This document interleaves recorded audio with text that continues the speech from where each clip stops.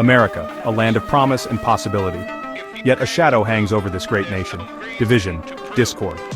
The fabric of our society, once strong, now strains under the weight of our differences. We are a nation fractured, split along lines of ideology, race, and class. The very values that once bound us together, liberty, justice, and equality, now seem distant aspirations.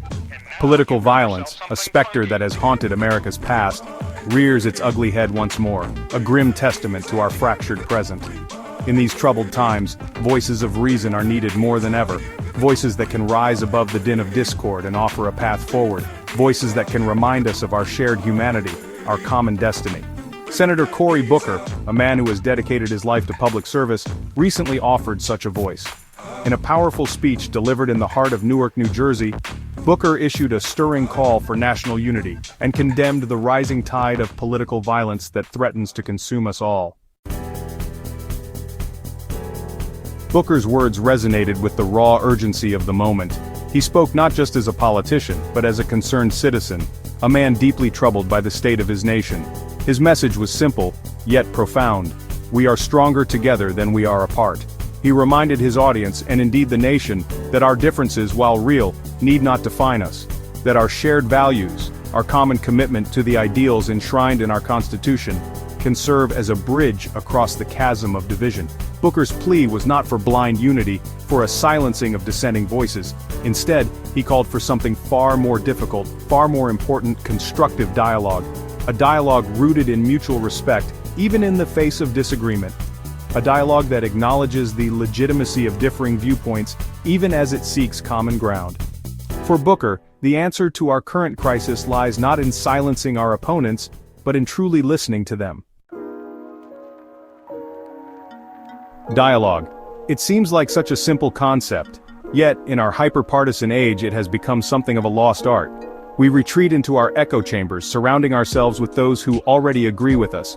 We consume news that reinforces our existing biases, confirming our worst suspicions about those who hold different views. Is it any wonder, then, that we find it so difficult to bridge the divide? Booker's call for dialogue is a call to reclaim this lost art. It is a recognition that true progress, true understanding, can only come from engaging with those who see the world differently than we do. It is a rejection of the easy answers, the simplistic solutions that promise quick fixes but ultimately leave us more divided than ever. Dialogue is not a sign of weakness, but of strength. It is a testament to our belief in the power of reason, our faith in the possibility of finding common ground. America has always been a nation of diverse voices, a melting pot of cultures, beliefs, and ideologies. Our history is one of constant struggle, of pushing and pulling, of questioning and debating. Yet through it all, we have always held fast to certain core values: freedom of speech, the rule of law, respect for the dignity of every human being. These values are not mere words on a page, they are the bedrock of our nation, the foundation upon which our society is built. Booker reminded us that these values, these principles, are not the sole possession of any one group or party.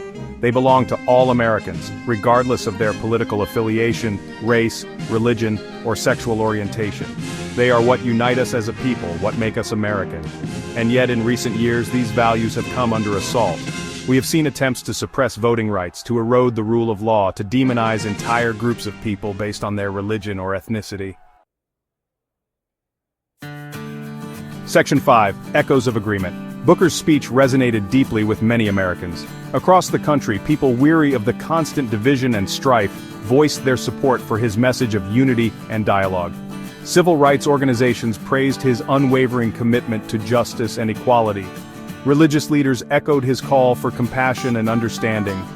Even some who have disagreed with Booker on specific policy issues found themselves nodding in agreement with his broader message.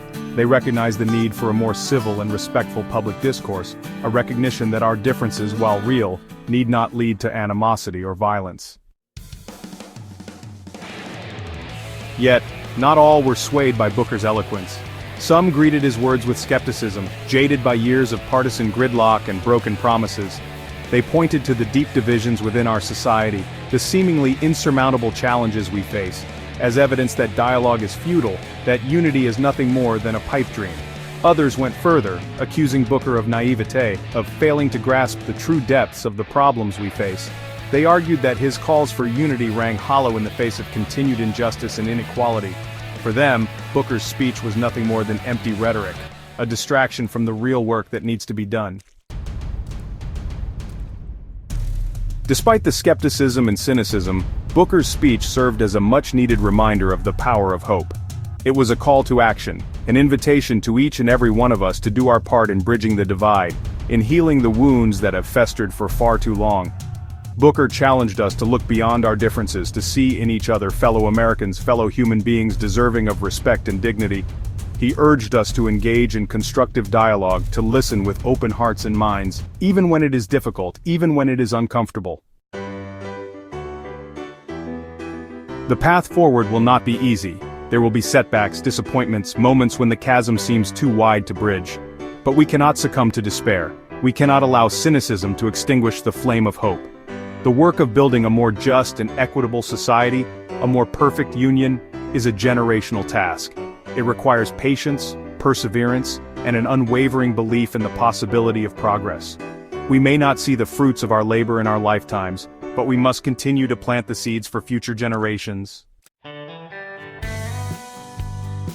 Cory Booker's speech was more than just a speech.